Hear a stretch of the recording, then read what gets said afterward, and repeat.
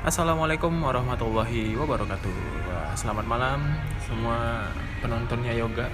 Wah, hari ini kita bakal lanjut untuk pembahasan tentang teori sastra dari salah satu mahasiswa Universitas Riau. Nah, mungkin sebelumnya boleh perkenalkan diri dulu. Assalamualaikum warahmatullahi wabarakatuh. Selamat malam, selamat sejahtera untuk kita semua. Perkenalkan, nama saya Efron Prayoga, asal Pekanbaru. Saya merupakan salah satu mahasiswa Universitas Riau, Fakultas Keguruan dan Ilmu Pendidikan. Yoga, ini katanya mau bahas tentang pendekatan struktural dari novel Negeri di Ujung Tanduk. Nah, coba jelasin dulu deh sedikit. Yang katanya mau dibahas mengenai intrinsik ya, pendekatan struktural dan unsur intrinsik. Oke, pendekatan struktural itu apa sih? Nah, kita jelasin dulu ya, apa itu pendekatan struktural. Yang pendekatan struktural adalah pendekatan dalam ilmu sastra yang menganalisa unsur intrinsik yang membangun karya sastra dari dalam. Nah, serta mengaitkan hubungan unsur-unsur karya sastra itu satu sama lain dalam rangka mencari kebulatan dalam maknanya. Nah, kita berarti kali ini membahas unsur-unsur intrinsik dalam novel ya, dalam novel Negeri di Ujung Tanduk. Oke, boleh deh. Untuk unsur-unsur intrinsik dalam karya sastra yang satu ini, dan khususnya novel Negeri di Ujung Tanduk, kita akan membahas tentang tema, alur, tokoh, lalu ada gaya bahasa, lalu juga amanat dan latar. Kita jelasin dulu apa itu tema ya. Nah, tema itu merupakan gagasan pokok dalam sebuah cerita yang bisa kita ambil setelah kita membaca atau menelusuri secara keseluruhan karya sastra tersebut. Nah, untuk tema dari Negeri di Ujung Tanduk sendiri, temanya adalah membela kebenaran. Hal ini tampak secara gamblang dalam setiap halaman yang dimana tokoh utamanya ini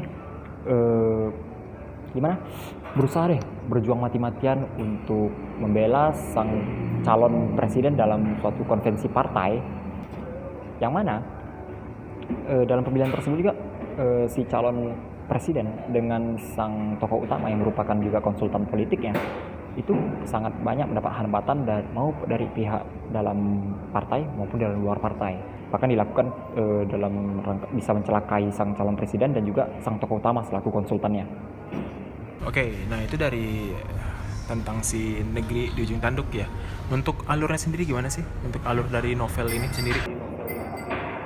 Nah, alur adalah arah jalan cerita atau yang bisa terjadi bergerak secara maju, mundur, bahkan juga bisa maju mundur atau yang bisa kita sebut dengan alur campuran.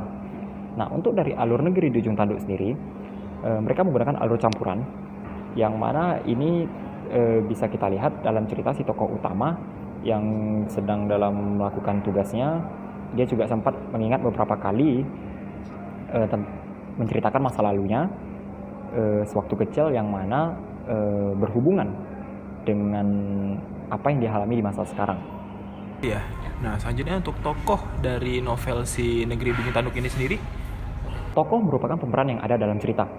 Nah, tokoh dibagi menjadi 4. Ada protagonis, tokoh sentral, tokoh antagonis, dan tokoh figuran.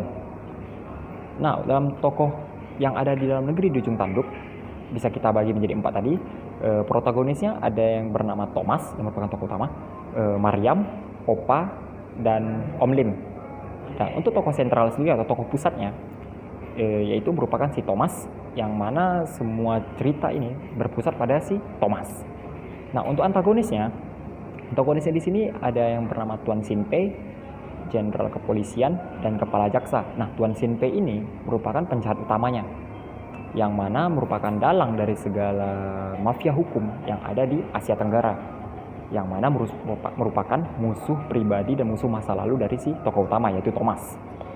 Nah, jenderal kepolisian dan kepala jaksa adalah anak buah dari si Tuan Sinpei, yang mana mereka bertugas untuk melancarkan seluruh aksi-aksi kejahatan yang dilakukan oleh Tuan Sinpei dan mafia-mafia hukum lainnya.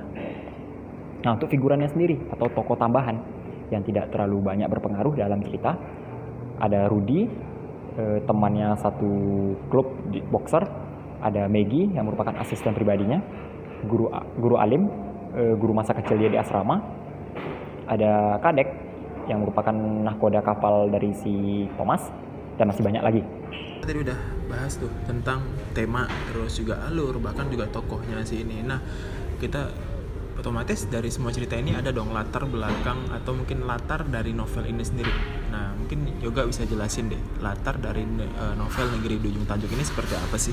Latar dibagi menjadi 3, ada latar tempat, latar waktu, dan latar suasana.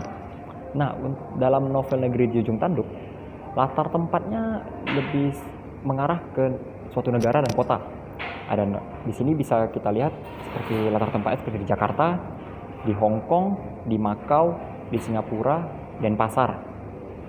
Nah, untuk latar waktunya hampir seluruh waktu dipakai di dalam novel ini seperti pagi, siang, petang, malam, tengah malam, dan bahkan subuh. Yang mana ini tergambar jelas ketika si Thomas berusaha mungkin seharian tidak tidur, dia berada dalam perjalanan menuju dari Jakarta ke Hong Kong menggunakan kapal, bahkan menggunakan pesawat, balik lagi ke Singapura, lalu lanjut lagi ke Denpasar dan sebagainya.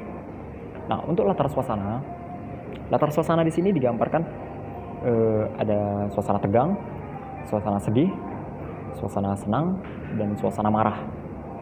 Selanjutnya, dari biasanya ya novel ini kan umum dengan gaya bahasa masing-masing ciri khas dari si penulis. Nah, gaya bahasa dari novel Negeri di Ujung Tanduk ini sendiri apa sih gitu yang bikin mungkin orang banyak yang baca, atau mungkin dari ciri khasnya sendiri dari novel Negeri di Ujung Tanduk?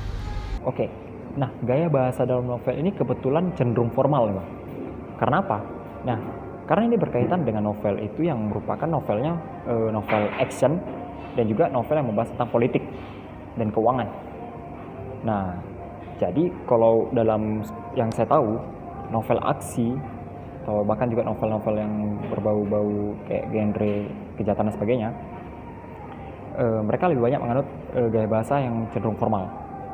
Nah, namun sini juga banyak majas-majas yang digunakan, yang membuat novel ini jadi cukup kaya makna dan majas. Nah, dan juga dalam cerita tersebut gaya bahasa ini juga dipengaruhi karena pekerjaan dari tokoh utama, yang mana ruang lingkup sang tokoh utama ini merupakan seorang konsultan keuangan dan konsultan politik, yang mana ia pastinya juga bergaul dengan orang-orang yang berada di papan atas dalam pemerintahan seperti wali kota, gubernur, kepala KPK, dan lain sebagainya.